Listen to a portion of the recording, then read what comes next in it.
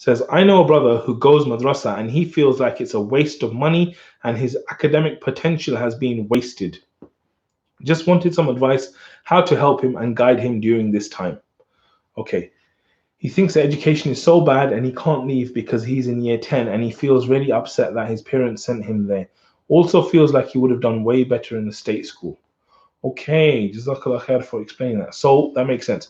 So basically you're saying that you have a brother who goes to an Islamic school and he feels like it's a waste of time, it's a waste of money, and it's a waste of his academic potential. Okay, so obviously I would say that whenever we look at Muslim mastery, we always talk about the mindset, right? I would say, like, is his concerns justified? Like, what he's saying about this being a real problematic place and not fulfilling his potential, all that stuff, is it right? If it's right, if it's true, then I would say to him, the first thing you need to do is you need to have a discussion with an elder that you trust. So whether it's mum or dad or someone else, right? You need to let them know that, look, I really feel that my whole academic side of things is really held back. It's a problem for me. Why is it a problem? Because of X, Y, Z reason, right? And then speak to the school. The first thing is try and work it out with the school, right? Say, look, I believe my capability is here. The work you're giving me is here. How can you help me get up here?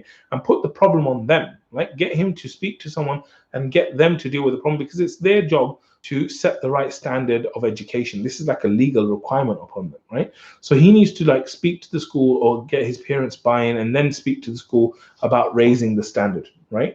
At the same time, I would say to him that there are certain benefits that you get from being in an Islamic school that you wouldn't get from a state school, right? Of course, there's certain negatives of being in an Islamic school as well. But hopefully, like, even though the academic side of it might not be great, a lot of the times the Islamic identity that it builds are good. Now, I'm not saying that that's a justification. I'm not saying build your Islamic identity and be totally rubbish at studies. If you've been listening to what I've been talking about today, it's been all about having A stars and performing at the highest levels, you know. But I would just say that just try and think about things in a more holistic way. There's a specific proverb in English that says the grass is greener on the other side. Yeah, the grass is greener on the other side. What does that mean? That means that if I'm standing here and I'm looking at my neighbor's grass, it looks very green. I'm like, I wish my grass was that green. And then when I go into his garden, I see that his grass is not that green. Actually, my one looks greener now, right? And so what that means is that sometimes you look at something else and you think that it's much better, and it looks better, and it smells better, and it feels better, but it's not better, right? And you don't realize that until it's too late, and then you've gone there. So I would say to him that, look, year 10 obviously is quite late now.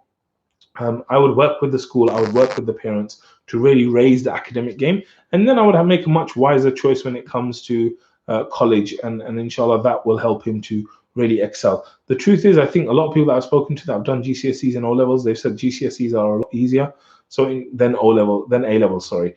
So inshallah, you know, if you can do your GCSEs really well and then you go on to A levels, inshallah that will help. May Allah bless you for asking on his behalf and for helping him, and may Allah make it easy for all of you guys. Ameen.